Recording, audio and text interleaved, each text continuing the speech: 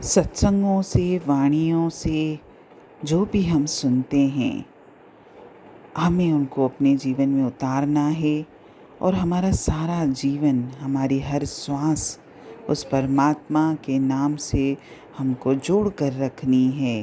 तभी तो हमारा मन इन विषय विकारों के चंगुल से छूटेगा और मुक्त होगा। इस समय तो हम सब माया के प्रभाव के कारण झूठे मार्ग पर चल रहे हैं।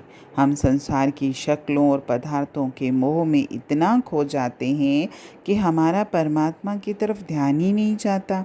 और यदि भूले भटके परमात्मा के साथ मिलाप की भावना जागृत होती भी है, तो हम अपनी मन मर्जी के बाहरी साधनों में ही खोए रहते हैं। जो कि आप देख लीजिएगा, जिन सत्संगों में भीड़ होगी तो लोग सोचते हैं कि वहाँ पे वाकई सही सत्संग होगा, जहाँ लोग नहीं जाते तो वहाँ सत्संग नहीं होता। यानी कि आपने तो अंतर की बात को बाहरी साधनों में, बाहरी भीड़ में ही उलझा लिया। ये सारे मार्ग जो भी बाहरी साधन है, परमात्मा को मिलाप करना भी है अगर हमको, तो साधनों को भले आप पकड़िए, लेकिन साधनों से परमात्मा मिलता नहीं है। ये तो मैं अपने मन को अकेले में बैठ के काबू में नहीं रख सकता, तो इसीलिए मुझे साधनों की ज़रूरत पड़ती है। नहीं तो परमात्मा का जो मार्ग है वो मेरे अंदर ही है, कहीं बाहर नहीं है। वैसे भी केवल चलते जाना काफ़ी नहीं है, मार्ग भी ठीक होना चाहिए।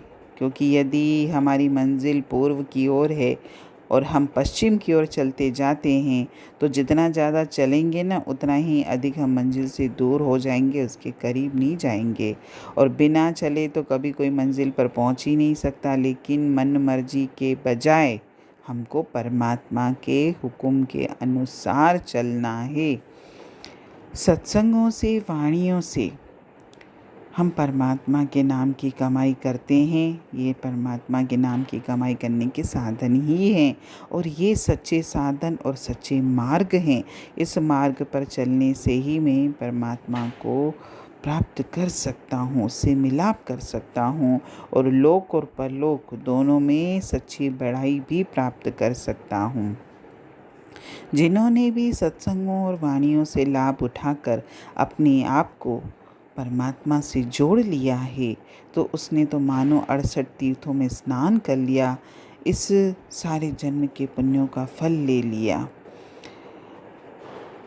क्योंकि इन सबसे ऊपर ऐसी कोई भी बात नहीं है जो जीवात्मा को जन्म मरण की जंजीरों से मुक्त कर सके। शास्त्रों में 2 प्रकार की दया मानी गई है। एक तो जो हम दूसरों पर दया करते हैं, और दूसरी हम अपने आप पर दया करते हैं।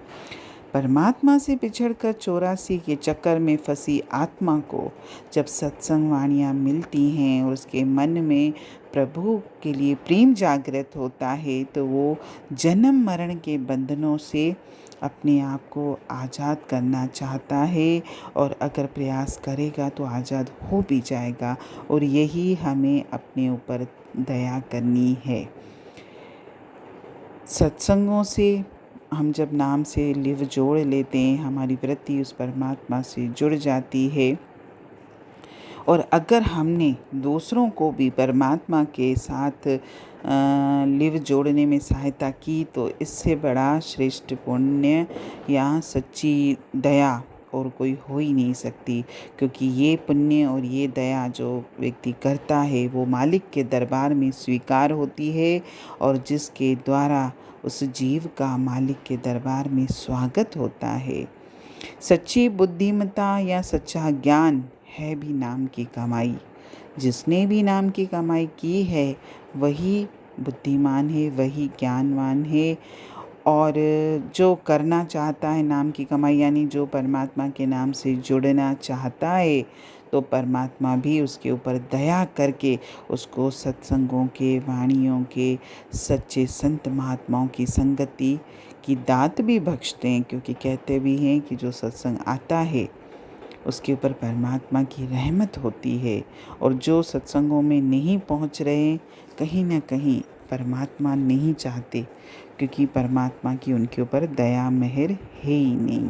परमात्मा की दया मेहर होती भी यही है कि वो मुझे अपने आप से जोड़े। हरि ओम।